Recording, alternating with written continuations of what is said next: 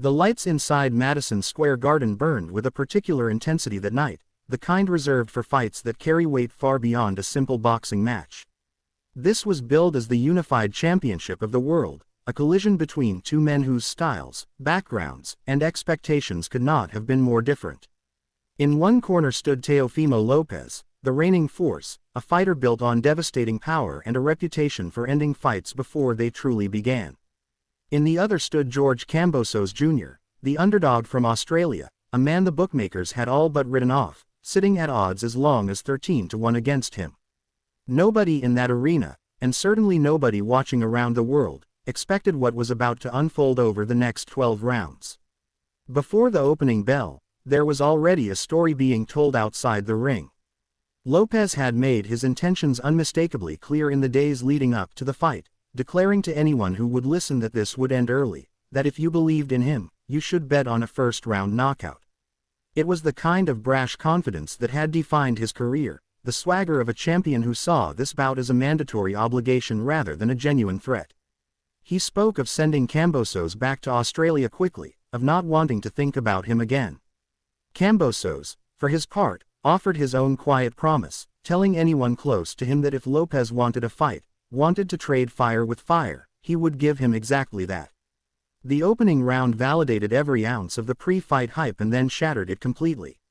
Lopez came out exactly as advertised, firing with the aggression of a man determined to prove his words true, throwing that trademark overhand right that had ended so many nights early for opponents before. Kambosos, doing what commentators feared he might, chose not to run. He chose to stand and answer, trading check hooks and counter lefts, refusing to be the passive shadow that power punchers like Lopez usually beat into retreat.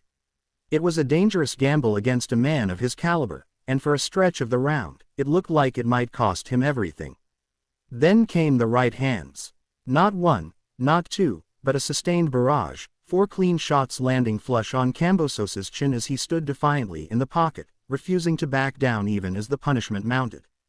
The Australian absorbed them, wobbled, but remained upright, a testament to either supreme conditioning or sheer stubborn will. But boxing has a cruel arithmetic, and eventually the 5th big right hand found its mark. Kambosos went down, dropped in the very first round exactly as Lopez had promised, exactly as the entire boxing world had predicted from the moment the fight was made. What happened in the corner between rounds told its own story of chaos and conflicting signals. Lopez's own corner seemed torn between urging him to finish the job immediately and telling him to slow down, to take his time, advice that in hindsight would prove almost prophetic in its irony. Lopez paced like a caged animal, filled with the confidence of a man who felt invincible, who felt as though he had already announced his dominance to the world in the most emphatic way possible.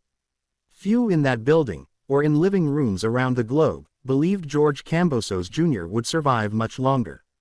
But something remarkable began to happen as the rounds progressed. Kambosos did not fold. He did not retreat into survival mode, covering up and praying for the final bell. Instead, he began doing something that stunned everyone watching, something that turned this fight from a routine mismatch into one of the most talked about upsets in recent boxing memory. He started landing the exact punch that Lopez himself was known for, timing his own right hand with precision, catching Lopez as he leaned in, over-aggressive and searching for the finishing blow that never came. Round after round, the pattern repeated itself. Lopez would surge forward with power and bad intentions, and Kambosos would counter with sharp, well-placed shots to the body and head, refusing to be the hunted man everyone expected him to be. By the 3rd and 4th rounds, a genuine shift in momentum had taken hold, one that left even the commentary team searching for explanations. Kambosos began working behind what analysts described as a power jab, a punch that carried enough weight to actually push Lopez backward, something almost nobody had managed to do against him before. The champion, so used to imposing his will physically on opponents, suddenly found himself measured and countered every time he tried to press forward.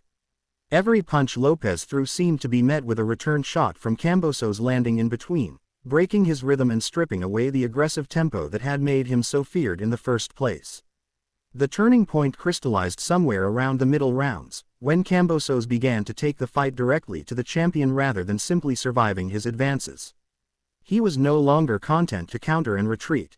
He was stepping forward, throwing combinations, working the jab into hooks, and doing it all while absorbing occasional heavy shots from Lopez that would have finished lesser men. Blood began to trickle from above his eye, evidence of the physical toll this fight was taking, yet he pressed on with an intensity that seemed to grow rather than diminish as the rounds wore on. Unofficial scorecards being tracked by ringside commentators began to swing dramatically in his favor, at one point showing him ahead by as many as 4 points despite having been dropped in the opening round. Lopez, to his credit, never stopped believing in his own power. Every time it seemed as though Kambosos had fully seized control, the champion would land something significant, a thudding right hand that would remind everyone watching exactly why he had entered this fight as such an overwhelming favorite. These moments created a rhythm of drama that few could have scripted better, waves of momentum crashing back and forth between two fighters who each, at various points, looked like they might be moments away from finishing the other. In the 8th and 9th rounds particularly, Lopez found another gear, landing a significant right hand that visibly buzzed Kambosos and briefly seemed to threaten a dramatic reversal of fortune. For the first time in many rounds, cracks appeared in the underdog's composure, and observers noted it was the first genuine sign of weakness they had seen from him all fight. Yet Kambosos possessed something that could not be measured in punch statistics or power rankings, an almost unbreakable resilience that had been forged, as it turned out, through genuine personal hardship. During the fight itself, commentary revealed that his grandfather had passed away, yet he continued training, continued preparing, refusing to let personal tragedy derail the opportunity he had been waiting his entire career to seize. That backstory added a layer of weight to every round he fought, transforming this from a simple athletic contest into something resembling a personal reckoning played out under the brightest lights in the sport. The 9th round produced one of the most dramatic moments of the entire fight when Kambosos landed a chopping right hand that sent Lopez down for a count of his own, a stunning reversal that few could have predicted after the events of round 1. The image of both fighters having tasted the canvas against one another only heightened the sense that this was turning into an instant classic, the kind of back-and-forth war that boxing fans wait years to witness. Commentators struggled to find comparisons, noting that Kambosos had produced similar career-defining performances before against other formidable opponents, but nothing on the scale of what he was doing against a fighter of Lopez's caliber and reputation. As the fight moved into the championship rounds, the physical toll on both men became increasingly apparent. Lopez was bleeding heavily from a cut above his eye, the result of a clean right hand rather than any accidental clash of heads, a detail that mattered greatly in how observers were beginning to score the later rounds. Kambosos, despite the exhaustion visibly written across his face in the 10th round, found the strength to surge forward once more in the 11th, landing meaningful shots even as it appeared he might be running on fumes. The crowd inside Madison Square Garden, initially expecting a coronation for the hometown favorite, found itself swept up in genuine uncertainty about how this was all going to end. The 12th and final round arrived with the outcome hanging in the balance, unofficial scorecards suggesting Lopez held the narrowest of leads heading into those final 3 minutes. Both men, running on reserves that should have been long depleted, threw everything they had left. Kambosos continued working the body, refusing to abandon a strategy that had carried him through 11 grueling rounds, while Lopez searched desperately for one final answer, one last opportunity to validate the predictions everyone had made about him weeks earlier. Blood continued pouring from his cut as the seconds ticked away, the crowd roaring through every exchange, sensing they were witnessing something that would be remembered long after the final bell rang. When that bell finally sounded, both fighters had given absolutely everything they had, producing a final round that commentators immediately recognized as one for the ages.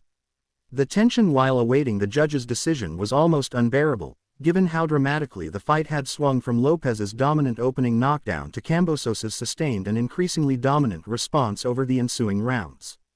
When the scores were finally read, they told a story of just how close and contested this battle truly had been. One judge scored it 115 to 111 in favor of Kambosos. Another scored it in the opposite direction, 114 to 113 for Lopez. The final judge settled the matter, scoring the contest 115 to 112 in favor of the challenger from Australia. By split decision, George Kambosos Jr. had done what almost nobody believed possible.